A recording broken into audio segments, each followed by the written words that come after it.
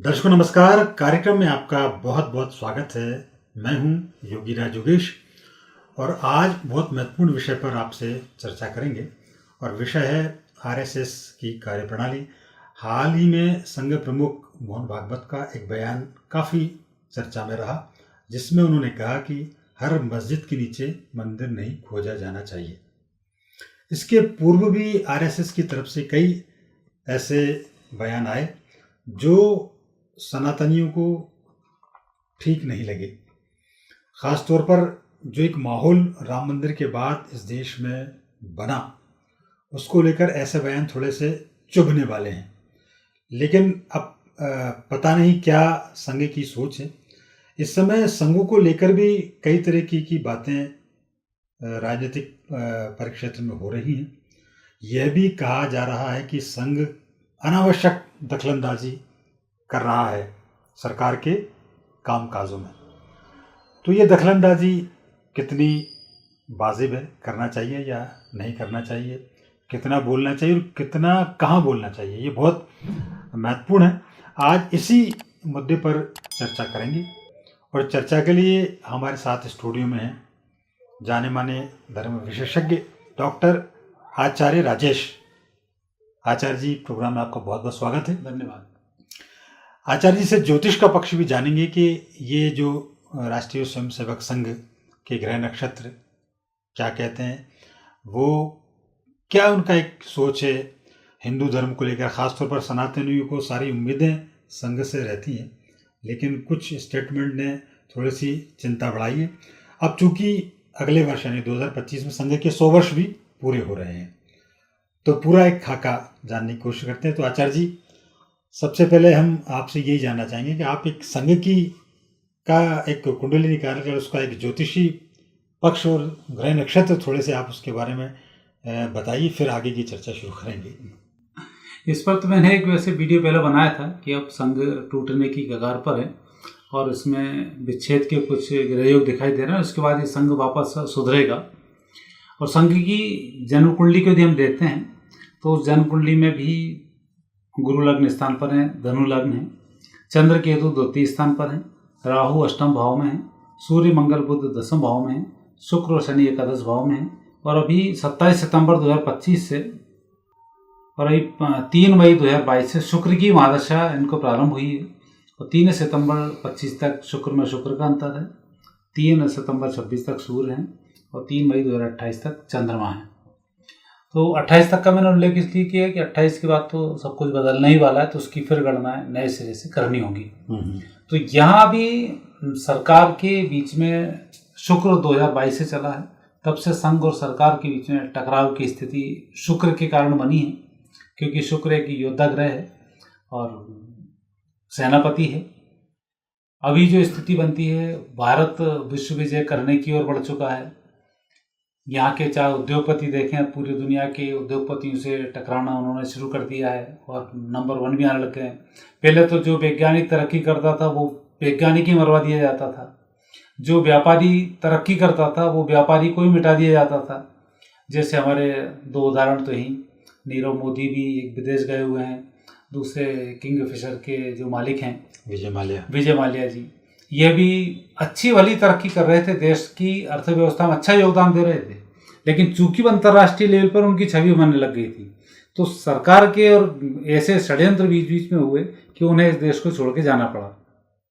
और वही स्थिति अब जैसे ही अब अडानी ने तरक्की करना शुरू की तो विपक्ष के निशाने पर अडानी आ गए, क्योंकि वो दुनिया में दम भरने लग गए। तो जब जब भारत में इस तरीके के लोग हुए हैं, अच्छे अच्छे वैज्ञानिक हुए हैं, तो पहले मरवा दिए गए और अब जब उनके संभलने का, उनके काम करने का जब समय आया तो अब वो उभर कर सामने आ रहे हैं। आपने देखा होगा कि कोरोना की वैक्सीन कितनी जल्दी भारत ने तैयार कर ली। इससे पहले यदि और सरकारें रही होगी तो कोरोना की वैक्सीन तैयार करने वाला वैज्ञानिक ही मार डाला जाता, उसकी हत्या हो जाती और आप वहाँ नहीं पहुँच पाते। तो अभी आप 2012 से जो स्थिति लगातार देख रहे हैं, भारत पहले हथियार खरीदता था, अब हथियार बेच रहा है। ये एक नई उपलब्धि है भारत की। तो अब जो भारत है वो नया भारत है, धर्म ध्वजा का भारत है और उसमें संघ की बहुत बड़ी भूमिका रही है कि उसने सनातनियों को एकत्रित किया और विधर्मियों के खिलाफ लड़ना उसने सिखाया। उठकर जवाब देना उसने सिखाया, भारतीयों की भारतीयता सिखाई, सनातन धर्म के उद्देश्यों को उसने बताया। तो उन सब के लिए संघ की एक बहुत बड़ी भूमिका रही। लेकिन अब जो स्थिति शुक्र की महादशा में आ रही है, वो स्थिति सत्ता और संघ की जो टकराहट की है, वो स्थिति बहुत बेहतर नहीं है। अभी तो मुझे लगता है कि एक दो ग्रुप बन ही गए, तो उन ग्रुपों में भी नेगेटिव स्थिति बन रही है। तो अब संकेत 2025 सितंबर तक तो बहुत अच्छे नहीं हैं। 100वां वर्ष बनाएंगे तो मुझे लगता है लड़ाई झगड़े में ये 100वां वर्ष इनका बनेगा। आधे लोग इधर होंगे, आधे उधर होंगे। और उसके बाद जो संघ का 101वां वर्ष आएगा और 108 वर्ष तक का जो संघ होगा वो अलग होगा। और 108 वर्ष का जब संघ होगा तब फिर नया संघ होगा जो विश्व विजेता संघ होगा। पर आचार्य जी, जैसे आप ये बात कर रहे थे भारत की तरक्की की, आप जो बात कर रहे हैं, निश्चित तौर पर इस समय दुनिया में भारत का डंका बज रहा है और हिंदू जागृत भी हुआ, एकत्रित भी हुआ, यूनाइट भी हुआ जी। लेकिन संघ के ये जो बयान है, ये तो एकदम से ऐसा लग रहा है कि ये हिंदुओं के खिलाफ है। जैसे उन्होंने जो मैंने जिक्र किया कि हर मस्जिद में आप मंदिर क्यों खोजे, ये कहा उन्होंने। ये भी कहा है कि लोग मंदिर की आड़ में नेतागिरी करने लग गए। तो कई लोग इसको ये भी मान के चल रहे हैं। अब जैसे राम मंदिर का इतना भव्य राम मंदिर बना अयोध्या में, और योगी आदित्यनाथ इस समय बड़ा ज़बरदस्त काम कर रहे हैं हिंदू जागरण को लेकर। उन्होंने एक हिंदू संस्कृति में एक अलग ही क्रांति की अलग जगह दी। तो क्या ऐसे बयान इन क्रांति को डैमेज नहीं पहुंचाते क्या? इन्होंने संघ कई जगह गलती कर जाता है। हर जगह हर नियम एक जैसा नहीं होता, समय समय पर नियम बदलने पड़ते हैं। जैसे इन्होंने पहले लाल कृष्ण आडवाणी के लिए एक मुहिम चलाई, लेकिन जब देश का रुख इन्होंने देखा अंतरतम कि नरेंद्र मोदी के पक्ष में था, तो इनके मन में एक ये था कि नरेंद्र मोदी को अध्यक्ष बनवा दो और इसके अध्यक्षता में चुनाव लड़वा दिया जाए, और बीजेपी पूर्ण बहुमत से तो आ नहीं पाएगी, तो फिर धीरे से आडवाणी जी को आगे कर देंगे और मोदी जी को पीछे खिसका देंगे। लेकिन दुर्घटनावश कहें या दुर्भाग्यवश कहें कि नरेंद्र मोदी अपने सौभाग्य से, अपने कर्म और पराक्रम से चुनाव पूर्ण बहुमत के साथ जीत गया। मजबूरी में उन्हें प्रधानमंत्री बनाना पड़ा। तो एक मोहरा तो इनका वहाँ पर पिटा। अब दूसरे मोहरे में अब ये फिर दूसरा प्रयास कर रहे हैं। दूसरा प्रयास ये योगी जी को निपटाने का कर रहे हैं, और इसमें फिर मात खाएंगे। अभी एक मोदी से तो मात खा ही चुके हैं, और उसके बाद इनमें संघ में खुद दो फाड़ होने की स्थिति बन गई, और अब योगी के बीच में टांग फंसाएंगे तो ये फिर यहाँ उलझेंगे। अभी ये स्टेटमेंट सीधे सीधे योगी के लिए एक इंस्ट्रक्शन है कि हर मस्जिद में आप मंदिर नहीं खोजें, जबकि अभी जितने भी रिसर्च हुए, जितनी भी खोज हुई हैं, उन सब में भारतीय संस्कृति जागृत हो रही है। और इन सबके पीछे एक मैं स्टेटमेंट और बताता हूँ। महाप्रभु वल्लभाचार्य जी ने एक ग्रंथ लिखा है, उस ग्रंथ में उल्लेख है त्रे यथार्थ देवेशु, कृष्णाश्रम का ग्रंथ है। उसमें लिखा है जब 500 साल पहले महाप्रभु वल्लभाचार्य जी भूतल पर विराजमान थे, तब उन्होंने कहा था कि सभी देवों ने अपने स्वरूप को छिपा लिया है, इसलिए भगवान कृष्ण आप मेरे रक्षक हों। इसका तात्पर्य क्या है कि जितने देवों ने स्वरूप छिपाए हुए थे, अब वो सब स्वरूप वापस निकल रहे हैं। तो जब उस वापस स्वरूप में आएंगे तो निश्चित रूप से उभर के बाहर आएंगे। आज आप बजू करते थे बनारस के मंदिर में, वो बजू वाले स्थान से निकले तो वहाँ से भगवान शंकर प्रकट हुए, जबकि क्लियर दिख रहा था नंदी वहाँ तो सामने भगवान शंकर होंगे होंगे। तो उस पर उन्होंने फब्बारा लगा दिया ज्ञान बापी मस्जिद में, प्राकट्य उनका हुआ। भगवान राम का मंदिर छुपा हुआ था, प्राकट्य हुआ, फिर सारी बातें आई। मर्यादा के साथ अब धर्म की स्थापना हो रही है। हम पहले और दूसरे उटपटांग मंदिर नहीं बनाए गए मस्जिदों को तोड़कर, लेकिन मर्यादा के साथ बकायदा पूरी 400 साल तक एक युद्ध लड़ा भारतीय संस्कृति ने कानून के थ्रू, और वहाँ विजयश्री प्राप्त हुई। भगवान राम का स्वरूप मर्यादा का स्वरूप है। मर्यादा से जब उनकी स्थापना हुई और अब सब देवों ने अपने स्वरूप को बाहर कर दिया, तो सब स्वरूप अपने आप बाहर आएंगे। इनके मना करने से थोड़ी होगा कि मस्जिदों में मत खोजो और मंदिरों को। जहाँ जहाँ मंदिर है वो तो प्रकट होंगे, और यहीं नहीं होंगे, पूरी दुनिया में होंगे। और अभी तो मुस्लिम कंट्रीज में भी मंदिर निकल रहे हैं जगह जगह, तो वो स्वरूप तो इनका बाहर आएगा।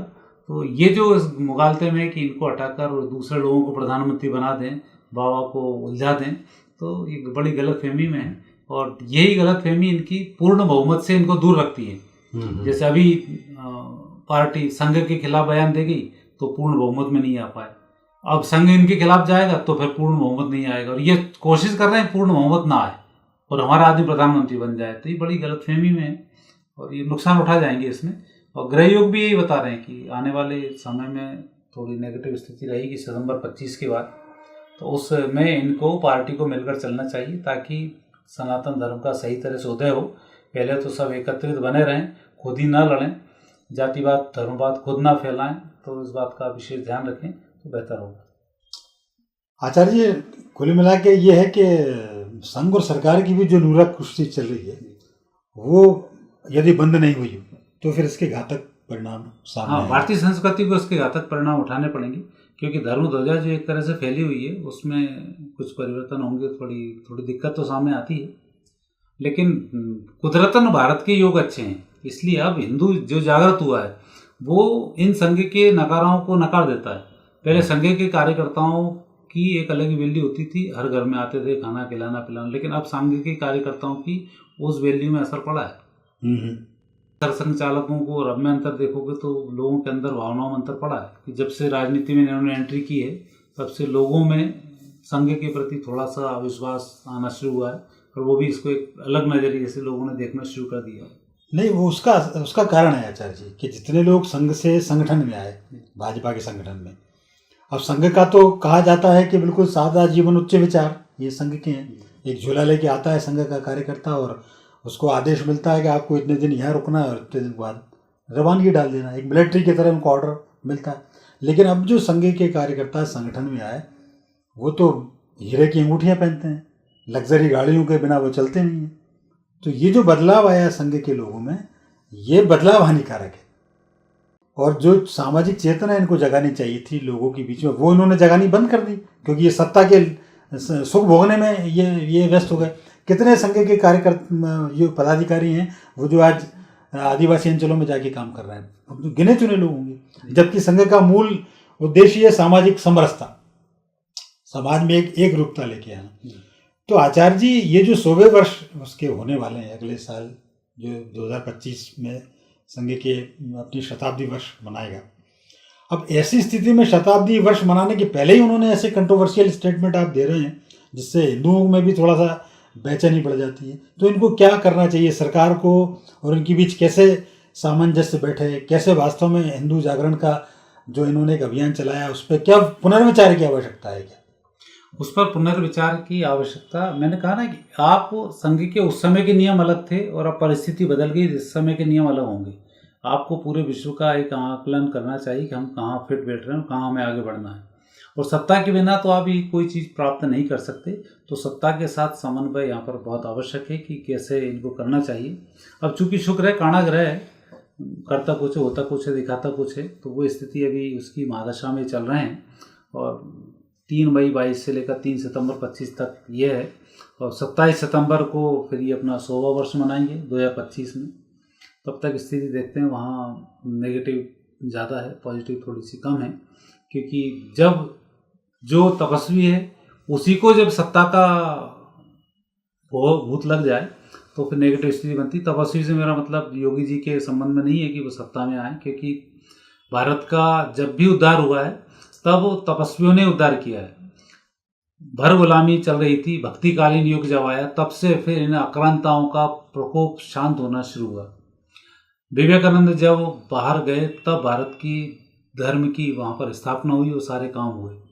और अब बाबा जब योगी जी वहाँ पहुँच रहे हैं तो निश्चित रूप से एक नया संत आएगा और अपनी अलग व्यवस्थाओं को देगा, क्योंकि पूर्ण संत हैं और उनमें कोई संदेह भी नहीं है।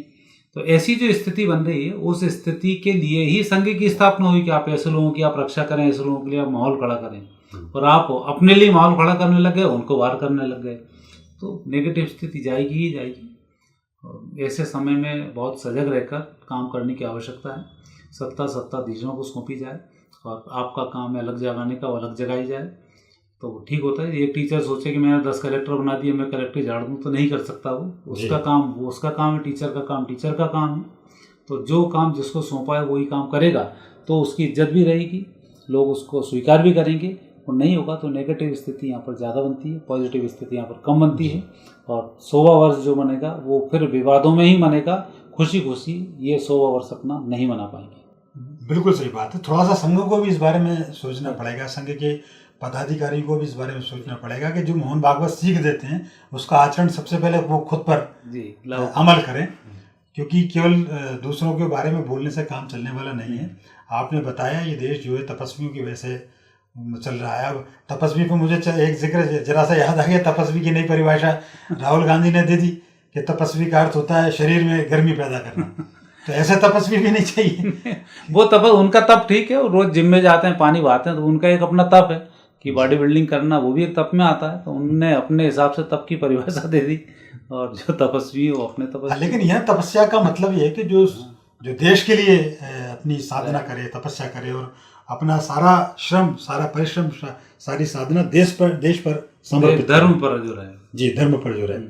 पर आचार्य जी ये क्यों दखलंदाजी कर रहा है? एक आदमी मान लो आगे बढ़ रहा है, योगी आदित्यनाथ के रूप में एक नया नेतृत्व उभर रहा है, लोग उनके प्रति सहमत हैं, या मोदी जी का भी जो कार्यकाल है बेहतरीन शानदार कार्यकाल है, तो ये संघ क्यों इनमें अवरोध पैदा करता है? क्या उसकी सोच होगी? एक तो सवाल ये। दूसरा चलते चलते एक सवाल ये भी है कि क्या संघ भी अब दो फाड़ होने जा रहा है? क्योंकि एक गुजरात का संघ की बात हो रही है, एक महाराष्ट्र के संघ की बात हो रही है। ये संकेत देखो आपने सही दिए कि 2022 से स्थिति नेगेटिव हो रही है। अब आधे संघ में तो ब्राह्मण वर्चस्व संघ है, दूसरी जाति के लोग वैसे ही अब चटकना शुरू कर दिए। महाराष्ट्र में देखो तो फिर वही उठापटक शुरू हुई। जब ये दिल्ली से बात करते हैं तो गुजरात का एक अपना संघ हो जाता है, वो एक सत्ता का संघ है, तो वो एक स्थिति वहाँ अलग बन रही है। तो ये जो दो फाड़ होने की स्थिति बन रही है, तो ये संकेत तो निश्चित रूप से है कि आने वाले समय इनके लिए बड़ा संघर्ष का समय है, और उससे इनको बड़ा हलचल के रूप में बचना पड़ेगा। और योगी जैसे जो लोग हैं इनको संभाल के भी रखना पड़ेगा, खुद को अपनी चलानी भी पड़ेगी, क्योंकि अब दुनिया के सामने अकेले आप धर्म के दम पर नहीं जा सकते, अकेले शस्त्र की दम पर नहीं जा सकते, अकेले धन की दम पर नहीं जा सकते। धर्म की स्थापना है तो इन सबको मिले जुले स्वरूप को लेकर आना होगा, और नहीं होगा तो फिर नेगेटिव स्थिति बन रही है। तो आने वाले समय में संघों को भी तैयार रहना चाहिए, क्योंकि अब जो संघ लोग उसमें मानते थे कि एक धर्म का संगठन है, एक राष्ट्रव्यापी संगठन है, अब वो एक राजनीतिक संगठन का धीरे धीरे रूप लेता जा रहा है। ये निश्चित रूप से संकेत यही है। बिल्कुल आचार्य जी, आपने बहुत महत्वपूर्ण बात की और इतनी अच्छी जानकारी हमारे दर्शकों के साथ शेयर की, इसलिए आपका बहुत बहुत शुक्रिया। और ये बात बिल्कुल सही है कि संघ संस्कार अच्छे देता है। एक शिक्षक का काम संघ अच्छा कर रहा है, लेकिन वो जबरन हेडमास्टर बनने की कोशिश न करे। जो लोग अच्छे हैं उनको स्वतंत्रता पूर्वक काम करने दें, चाहे वो योगी हो, चाहे मोदी हो, चाहे और भी हो। उसमें अब जिस मोदी के कार्यकालों को देखते हैं, मोदी जी ने दुनिया में कोई काम गलत नहीं किया। कई चीज़ें ऐसी, कई बातें ऐसी होती हैं जो प्रधानमंत्री, गृह मंत्री, वित्त मंत्री, इन्हीं को ही पता होती है विश्व पटल पर क्या चल रहा है जी। ये विपक्ष बार बार यही तो कूदता रहता है कि आप अंदर की बातें बताओ, वहाँ क्या चल रहा है, ताकि हम और आग फैला सकें यहाँ पर। तो वो चीज़ें शेयर करने की नहीं होती। तो हो सकता है प्रधानमंत्री वो चीज़ शेयर संघ से ना करना चाह रहा हो। आप ही का व्यक्ति है, तो उसको आपने तब के खरा उतरा, तब उसने आपने वहाँ पहुँचाया, तो आपको उस पर विश्वास करना चाहिए कि वो व्यक्ति गलत नहीं करेगा। तो ऐसी स्थिति में ही आप पनप पाओगे, अन्यथा अपने व्यक्ति पर ही आपको भरोसा नहीं रहेगा तो दूसरे लोग भी आप पर भरोसा नहीं करेंगे। तो ये स्थिति बनती है और इसका संघों को ध्यान रखना चाहिए। नहीं, बिल्कुल सही बात है। जैसे उनका एक अच्छे प्रचारक तैयार करना, अच्छे राष्ट्रभक्त तैयार करना, ये संघ का प्रमुख काम है। राजनीति से वो यदि परहेज करे तो ज़्यादा अच्छा बेहतर होगा। तो आचार्य जी, बहुत महत्वपूर्ण जानकारी आपने हमारे दर्शकों के साथ साझा की, इसके लिए आपका पुनः धन्यवाद। और ये मित्रों, ये वीडियो आपको पसंद आया हो तो लाइक करें, शेयर करें, हमारे चैनल को सब्सक्राइब करना ना भूलें, साथ ही बेल आइकन को ज़रूर प्रेस करें ताकि हमारे नए वीडियो से संबंधित नोटिफिकेशंस आपको मिलते रहें। अगली बार फिर किसी नए विषय के साथ आपसे बातचीत होगी। तब तक के लिए आज्ञा दीजिए। नमस्कार।